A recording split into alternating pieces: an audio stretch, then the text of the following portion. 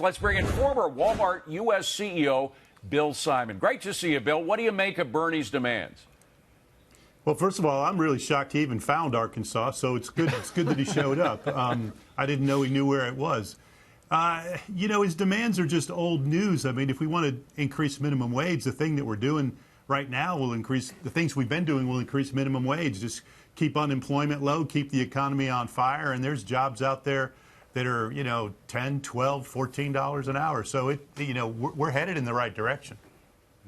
Bill, it's John Layfield here. When Bernie Sanders went after Jeff Bezos, he was going to create the Bezos Act against Amazon.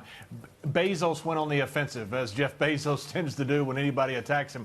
Why has Walmart not gone on the offensive? Your numbers and your employment, the way you treat employees, to me, is something that the United States should know in contrast to this. But you guys don't seem to be out in front of this. Why is Walmart not more on the offensive on this? Walmart's an interesting company. It is the definition of Midwestern ethos, right? They're humble, they're quiet, they're private, they work really hard. The family does the same thing, and they typically think that their actions speak for themselves. And they've done a really good job moving wages up. And you heard in the report, the taxes that they pay are in the tens of billions of dollars every year, and they do a good job taking care of people to the best of their ability, given the fact that they're a low-margin business that's designed to sell products to a really, really broad category of people in America.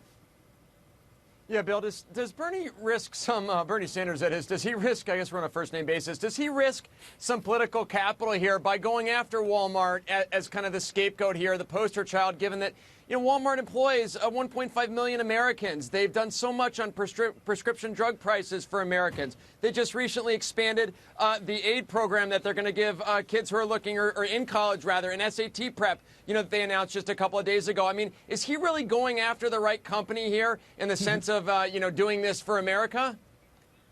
I think he's barking up the wrong tree. That's an old argument that Walmart doesn't pay people well. That's been disproven.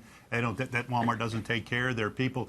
The challenge right now is that, Congress couldn't come together and name a post office, never mind get anything done. So these guys who want to try to have an impact because they're running for president have to pick a company and try to, shame or embarrass them into taking some sort of action that they wouldn't otherwise take, that wouldn't be in their best interest. And there's none bigger than Walmart, so the senator shows up and makes a lot of noise and nothing will happen. Bill, it's Christina Partsinevelos here. If we were to take Bernie out of the equation and you focus on the competitors, Amazon increasing the minimum wage to $15, Target $13, planning to hit $15 by 2020, don't you think that's a little bit of pressure on Walmart to do the same, given your experience? Do you think they're talking about that internally?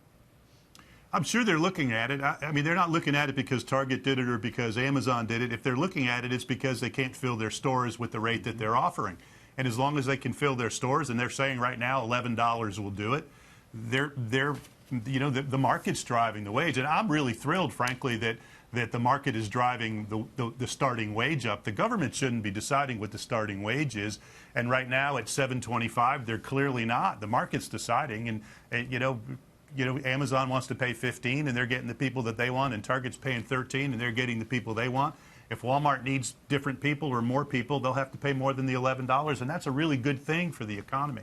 Bill, I love it. I mean, I love what you're saying. You should run for president, not in 2020, but 2024 after we reelect Donald Trump. But, one of the things about Walmart that I wish the company did a better job of, every study shows that there is no company probably in American history that has done more for poor people than Walmart, because you provide everyday low prices that makes things affordable and raises the living standards of low-income people. And the study after study shows that.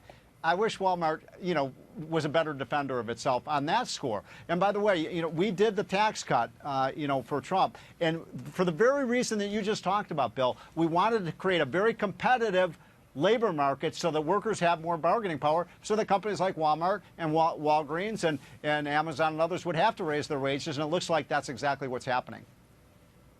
Yeah, I agree. And, I don't think that Jeff Bezos raised his starting wage to $15 an hour because he had pressure from Senator Sanders about the Bezos Act. He did it because it was the best thing to do for his business. That's right. Hey, Bill, you know, Bernie Sanders, of course, is a socialist, self-admitted socialist. He has this socialist notion of putting workers in charge of management. He suggested that it's not just all about wages. He also is talking about managerial control. What do you think about that? Insanity. I mean, Why?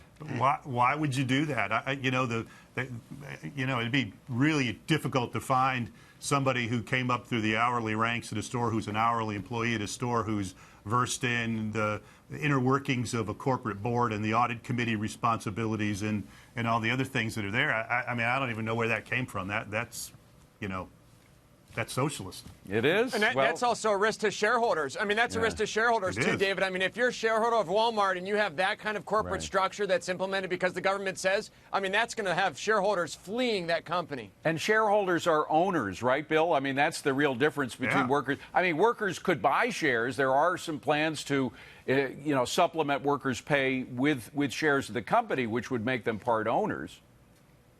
Well, yeah, I mean, you know, and then they can vote their shares however they like, and if they get enough, and in Walmart's case, it's, you know, going to be over 50% because the Walton family owns over 50%. They can elect somebody to the board. That's how it works. But you know, passing a law that says you have to have, I mean, that's like I said, they can't even name a post office, so that's not going to happen. Bill Simon, great to see you, Bill. Please come back and see us again. Appreciate it.